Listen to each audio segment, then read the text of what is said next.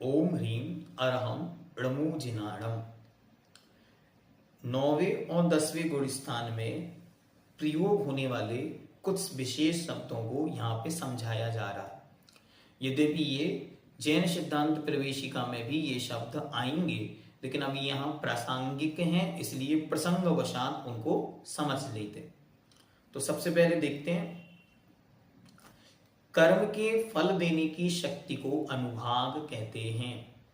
ध्यान से, कोई भी कर्म जो आपने बांधा है उसमें जो फलदान की शक्ति है, फल देने की शक्ति है, उसे कहते हैं अनुभाग।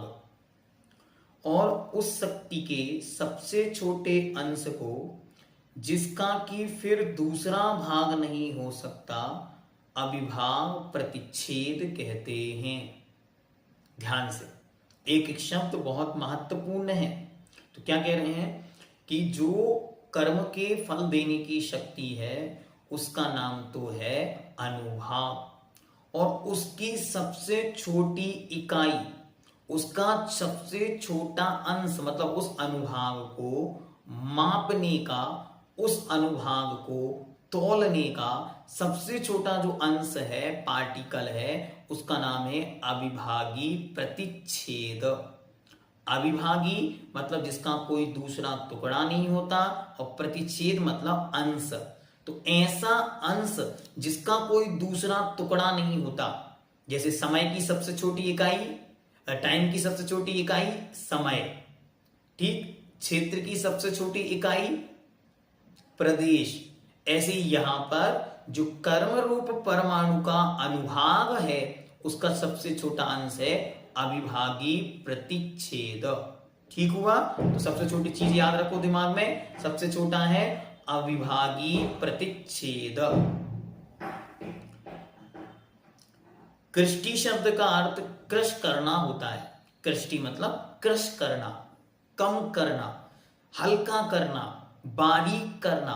तो जैसे हम आटे को धीरे धीरे छान छान कर और महीन और महीन और क्रश करते चले जाते हैं, वैसे ही यहां पर जानना। उदाहरण हमेशा याद रखो हल्दी का। हल्दी की गांठ से हल्दी का चूर्ण बनाने तक की जो प्रक्रिया है वो इस क्रम में चलेगी। यहां पर इसका आश्रय अनुभाग शक्ति को क्रश करने से है। ध्यान से, चाहे वो बादर कृष्टि हो चाहे सूक्ष्म कृष्टि हो, यहां पर उसे क्रश करने का अर्थ यह है कि जो फल देने की शक्ति है उसे धीरे धीरे कम करने का नाम कृष्टि है। ठीक है? जहां तक स्थूल खंड होते हैं वहां तक बादर कृष्टि है। जहां बड़े बड़े आपको हल्दी की गांठें अभी भी दिखाई दे रहे हैं अंश, तब तक बादर कृष्टि है। और जहां सूक्ष्म खंड होते हैं वहां सूक्ष्म कृष्टि कही जाती है, वहां महीन महीन पार्टिकल्स दिखने लगे। ये सब कार्य 9वें गुण स्थान में उसके संख्यात बहुभाग बीत जाने पर एक भाग में अनिर्वित्तीकरण परिणामों के द्वारा सत्ता में बैठे हुए कर्मों में हुआ करते हैं। जैसे जैसे परिणामों में विशुद्धि बढ़ती चली जाती, वैसे वैसे भी कर्मों की अनुभाग शक्ति हीन होती चली जाती। किंतु सूक्ष्म कृष्टिगत लोभ कषाय के इन कर्म स्कंधों का 10वें गुण स्थान के प्रथम समय में उदय होकर वेदन हुआ करता है, जैसे कि आगे की गाथा में बताया गया है। आगे उस विषय में चर्चा करेंगे। संसार अवस्था में प्रति समय बंधने वाले कर्मों के समूह को समय प्रबद्ध कहते हैं। दोनों में अंतर समझना, बंधने वाले को समय प्रबद्ध कह रहे हैं और अनुभाग शक्ति वाले को अविभागी प्रतिच्छेद कह रहे हैं। यह बंध 4 प्रकार का है। जो कर्म बंधा वो 4 भागों में बटा, प्रकृति, स्थिति, अनुभाग और प्रदेश। इनके विषय में आपको अच्छी तरह पता।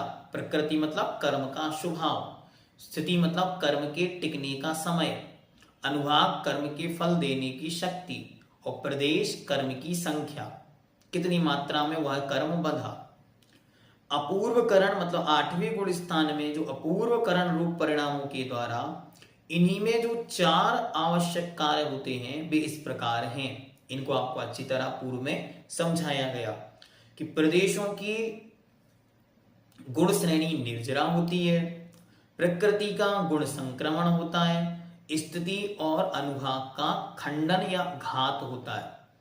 9वें गुण स्थान में अनिर्वृत्तीकरण परिणामों के द्वारा बंधे हुए कर्मों के स्पर्धकों में अपूर्वता आती है और अनुभाग शक्ति की प्रति समय अनंत गुणी हीनता होकर बादल कृष्टि और सूक्ष्म कृष्टि बनती है। ध्यान से, एक एक गुण स्थान में क्या क्या कार्य हुए, तो 8वें गुण स्थान में 4 मुख्य कार्य हुए थे। फिर उसके बाद जब 9वें गुण स्थान में आए तो वहां पर भी 4 मुख्य काम हुए। ठीक, अनंत गुणी हीनता आई, अब पूर्व स्पर्धक से अपूर्व स्पर्धक हुए और धीरे धीरे वह बादर कृष्टि और सूक्ष्म कृष्टि यहां पर हुई। पूर्व स्पर्धों की रचना किस तरह से हुआ करती है यह जान लेने पर स्पर्धकों में उसकी अपूर्वता भी अच्छी तरह समझ में आ सकती है। अतएव उनका स्वरूप बड़ी टीका अथवा संक्षेप में जैन सिद्धांत प्रवेशिका के प्रश्नोत्तर नंबर 388 से 399 तक देख लेना चाहिए। वहां पर उन्होंने उदाहरणों के माध्यम से उसको समझाया। तो जब उस विषय को अपन लेंगे तब वो आपके सामने रखेंगे और उसकी लिंक भी आपको इसी डिस्क्रिप्शन बॉक्स में दे देंगे, जिससे आप कालांतर में जब पढ़ें तो आपको समझने में आसानी होगी।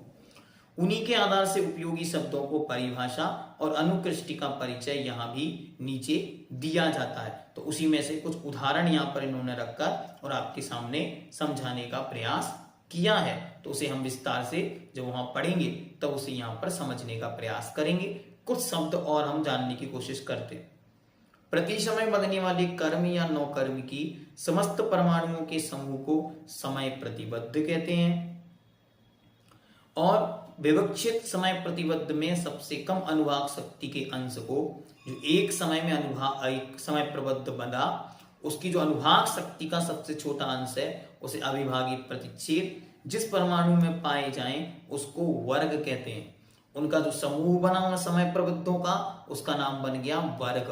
ठीक है, तथा समान संख्या वाले अविभागी प्रतिच्छेद जिनमें पाए जाएं उन सब वर्गों के समूह को वर्गना कहते हैं।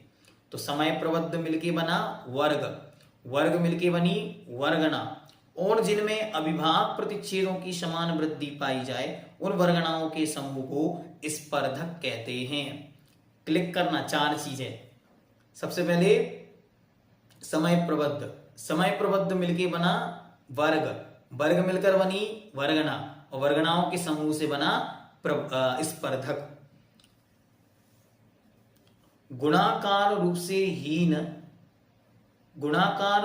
हीन द्रव्य जिसमें पाया जाए उसको कहते हैं गुणहानि। ये आपको पहले ही बता दिया कि गुणित रूप से कम कम होते जाना ये गुणहानि। गुणहानि के समय समूह को गुणहानि आयाम कहते हैं। ये शब्द जब आप पूरा प्रैक्टिकल उसको करते हैं मैथमेटिकल्स तब ये टर्म्स आपको यूज में आएंगे कि जो गुणहानि में समय लगा, किस किस समय के हिसाब से वो कम हुए, प्रति समय कम कम हो रहे तो कितना कितना गुणाकार रूप से समय लगेगा उसको गुणहानि आयाम कहते हैं।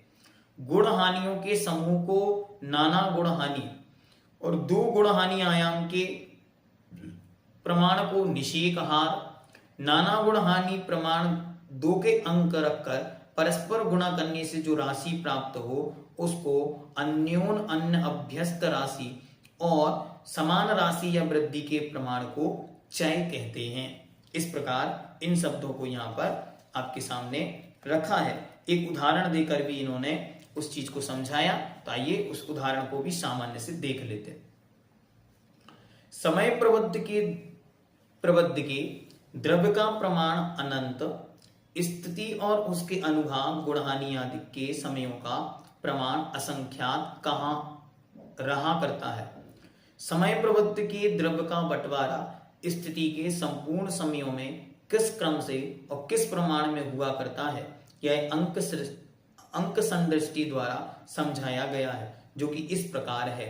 ये सब कल्पना से किए जाते हैं। मानो, जैसे मैथ्स में हम लोग लिखते हैं लेट्स, मतलब इसको इस प्रकार से जानो, तो इसी प्रकार यहाँ पर भी, क्योंकि जो है वो तो अनंत की मात्रा में है, तो वो तो हमारे सामने है, उपस्थित नहीं हो सकता, लेकिन फिर भी उसको जानने का एक तरीका, एक प्रोसेस आगम ग्रंथों में पूर्वाचार्यों ने उपलब्ध कराया है, जिसे हम अलौकिक गणित या जैन गणित आदि के रूप से जानते हैं। तो ये एक प्रकार की इक्वेशंस हैं, आपको अच्छी तरह इनको समझना आना चाहिए। और जिनका मैथमेटिकल माइंड है, जिनको बहुत अच्छी तरह मैथ्स करना आती है, या जिनका बहुत अच्छी तरह जिनको समझ में विषय आता है, जैन धर्म में रुचि है, तो वो लोग इन विषयों को बहुत अच्छी तरह समझ सकते हैं, प्रैक्टिकली कॉपी में कर सकते हैं। हम लोग जब करणानी भाग पढ़ते थे तब इन सब विषयों को कॉपी में बहुत अच्छी तरह से बनाते थे, फिर बनाकर उनकी इक्वेशन निकालते थे, तो और अच्छी तरह विषय समझ में आते थे। तो अगर आपके पास समय है और आप कर सकते हैं, आपको इंटरेस्ट है, तो आप जरूर करें। लेकिन जिनको संक्लिष्टता होती है, गणित को देखते ही डर लगता है, वो लोग इससे थोड़े से दूर रहें, मात्र शब्दों को देखकर कार्य करें। कल्पना कीजिए कि लेट्स, मानना है, क्या मानना है कि समय प्रवृत्त का प्रमाण 6300 है और उसकी स्थिति का प्रमाण 48 है। इस स्थिति के 8 के 6 भाग हो जाते हैं, अतएव गुण हानि आयाम का प्रमाण 8 समय, क्योंकि 6 भागों में उन्होंने बांट दिया, तो उसको 6 भागों में जब बांटेंगे तो जाके बचा 8 समय। 48 था तो 8 समय बचा, और गुण हानि का प्रमाण 6 होगा। इसमें गुणाकार रूप से हीन द्रव्य पाया जाता, इसीलिए इनको गुणहीन कहते हैं। ठीक है, गुणहीन मतलब गुणा रूप से कम कम कम कम होता चला जाए। फलतः 6 गुणहानियों के द्रव्य का प्रमाण क्रम से 3200, 1600, 800, 400, 200 और 100 होता है। अब उल्टे क्रम से चलो तो जल्दी समझ में आएगा। 100 से गुणित करेंगे तो होगा 200, 200 से 200 को गुणित करेंगे तो बनेगा 400, उसको गुणित करेंगे तो बना 800, उसको गुणित बना तो 1600, उसको गुणित बना तो 3200, और टोटल करेंगे तो 6400। तो टोटल प्रमाण था 6400, उस 6400 को गुण क्रम से हीन करना है, तो पहले 3200, 1600, 800, 400, 200 और 100, इस प्रकार ये गुणित क्रम में वह हीन होते होते चला आया। अब इसको आप डायरेक्ट 9वें गुण स्थान में नहीं लगाना, ये केवल जानने का एक उदाहरण है कि मानो उन मुनि महाराज के पहले समय में इतने अधिक कर्म थे, तो वे धीरे धीरे हीन होते होते कहां 6400 कर्म की शक्ति थी, और वो धीरे धीरे हीन होते होते 100 पर आ जाएगी। ऐसे ही उनके प्रति समय वह कर्म की शक्ति हीन होती हुई चली आएगी। प्रत्येक गुण हानि का द्रव्य अपने अपने चय के अनुसार घटता घटता 8 समयों में बट जाता है। इन गुण हानियों में चय का प्रमाण क्रम से 32, 16, 8, 4, 2 और 1 है, क्योंकि निश्चय कहार 16 में एक अधिक गुण हानि आयाम 9 को जोड़कर उसके आधे 12.5 का गुण हानि आयाम 8 से गुणा करने पर लब्ध 100 का भाग विभाजित द्रव्यों में क्रम से कर देने पर यही प्रमाण आता है। अब आगे आपको एक चार्ट बना के उन्होंने दिया है, उसको भी आप अच्छी तरह देख सकते हैं कि प्रत्येक का भी एक एक का भी 8 भागों में और कैसे हीन होगा, उसको भी उन्होंने वहां पे समझाने का प्रयास किया है।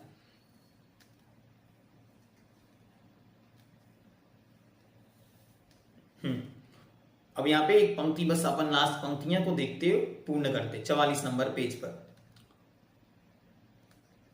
यहां पर प्रथम गुण हानि के प्रथम वर्गणाओं में जो 512 वर्ग हैं, उनकी अनुभाग शक्ति के अविभागी प्रतिच्छेद समान, किंतु अन्य समस्त वर्गणाओं के वर्गों के अविभाग प्रतिच्छेदों से कम है। जब सबसे उत्कृष्ट होंगे जो पहले समय में, धीरे धीरे अन्य समयों में आप देखेंगे तो उतने आप कहीं नहीं दिखेंगे। क्यों? क्योंकि प्रति समय में हीन होते हुए नीचे तक चले गए। ऊपर वे बढ़ते गए हैं, जहां तक उनमें एक एक की या समान वृद्धि पाई जाती है, वहां तक की वर्गणाओं के समूह का एक स्पर्धक होता है। अनिर्वृत्तीकरण परिणाम के द्वारा इन स्पर्धकों में अपूर्वता आ जाती है, क्योंकि निर्जरा का द्रव्य प्रमाण अधिक अधिक और अनुभाग अनंत गुणा हीन हीन होता जाता है। यही हीन क्रम बादर कृष्टि और सूक्ष्म कृष्टि में पाया जाता है। अब आप अच्छी तरह इस द्रव्य को चार्ट को देखो, पेज नंबर 44 पर 44 पर, तो आपको दिखेगा कि धीरे धीरे वह क्रमशः हीन हीन होता हुआ दिखाई दे रहा है। तो ये हीनता क्यों दिखाई दे रही है? क्योंकि प्रति समय वह अनंत गुणा हीन होते हुए द्रव्य चला गया और वहां इसी प्रकार से क्रम से कम होता है। ये आचार्य ने संदृष्टियां रचनाएं की हैं और जितनी बड़ी टीका ग्रंथ आप देखेंगे उसको समझाने के तरीके से आचार्य ने बहुत सारे उदाहरणों के माध्यम से इन विषयों को समझाया है। लेकिन अगर हम एक बार में ये मन बना लें कि हमको तो कुछ समझ में आता नहीं, तो हमें पढ़ना नहीं, तो फिर विकल्प रहेगा। इसलिए हमेशा ये संकल्प करें कि हमें पूरा ग्रंथ, ये बस एक बार दिमाग में सेट करना है कि जीव कांड हमें समझ में नहीं आता। क्यों नहीं आता? कि हमने पूरा पढ़ के देख लिया। दो धारणाएं। पहली धारणा तो क्या कहती कि हमें समझ में नहीं आता तो हमें पढ़ना ही नहीं। दूसरी धारणा हमें विकसित करनी है कि हमने पूरा जीवकांड अच्छी तरह समझ लिया, फिर हमको समझ में नहीं आता। तो हमको कौन सा बनना है?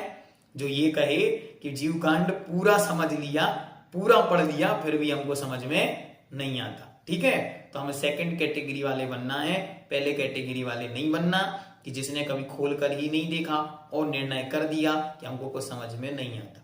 तो जिनकी मैथमेटिक्स अच्छी है वो इन सब चीजों को प्रैक्टिकली भी कर सकते हैं, लेकिन जिनको समझ में नहीं आता उनसे हम फिर कहते हैं एक बार पढ़ो, शब्दों को याद रखो और कटनी वाली अम्मा को याद करो कि जब भी कुछ समझ में नहीं आए तो कम से कम पूर्वाचार्यों के द्वारा लिखित शब्दों को मैंने अपनी इन आंखों से देखा, इन हाथों से छुआ, इन कानों से सुना, मैंने आपके सामने उसे रखा और आपने उसे सुनने का पुरुषार्थ किया। ऐसी मंगल भावना भाव कि जल्दी ही ज्ञान का शिवशम इस रूप में प्रकट हो कि सारा विषय दर्पणवत सामने स्पष्ट समझ में और दिखाई देने लगे।